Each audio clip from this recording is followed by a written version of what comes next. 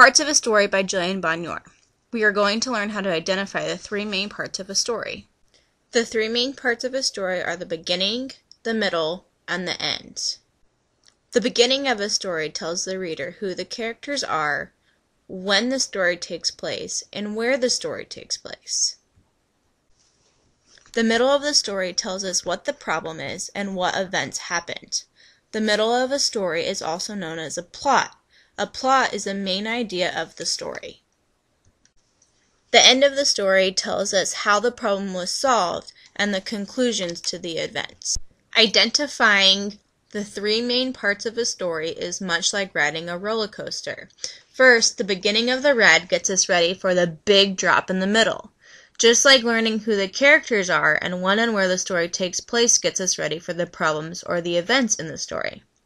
Next, the big drop of the roller coaster happens, which is the best part of the ride. The middle of the story is the same thing. This is when we find out what the main idea is and what problems occurred. The middle of the story makes the reader wonder how the story is going to end. Last, the end of the ride is when we start to slow down and come to the conclusion that the ride is going to be over. The end of the story will provide a conclusion and a solution to the problem. The end of the story will leave the reader feeling satisfied, just like the end of a roller coaster. Now that we know the parts of a story, let's identify the beginning, middle, and end. The story begins, one summer afternoon, Jake was at the playground playing on the monkey bars with his friend Jim. We know that Jake and Jim are the main characters. In this sentence, it also tells us where the story takes place. The story takes place on the playground. In the first sentence, we also know that it takes place on a summer afternoon, which tells us when. Since the first sentence tells us who the characters are, when it happened, and where, we know that this is the beginning of the story.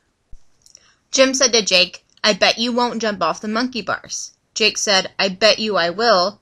Then, Jake, being the brave boy he was, jumped off the orange monkey bars and into the warm sand. There was a loud pop sound, and Jake began to cry. Jim ran to get Jake's mom. Jake's mom hurried over and with a quick look decided to take him to the doctor.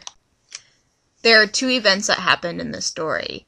Jim betting Jake that he wouldn't jump off the monkey bars, and then Jake actually jumping off the monkey bars and into the warm sand. Since this part of the story gives us two events that had happened in the story, we know that this is considered the middle of a story. Jake had broken his arm. The doctor put a bright red cast on his arm, and then him and his mom went home. The next day, Jim came over to Jake's house to see his cast. Jim told Jake, "I'm sorry, I bet you would not jump off the monkey bars." "It's okay," said Jake, "but next time let's just play on the swings." In this part of the story, there are conclusions from what happened in the middle of the story. Jake had broken his arm from jumping off the monkey bars. Jim had come over and told Jake that he was sorry for betting him in the first place, and Jake has realized that playing on the monkey bars isn't safe and that he would rather play on the swings. Since we identified the three conclusions in this part of the story, we know that the story has now come to an end. And that's how you identify the three main parts of a story.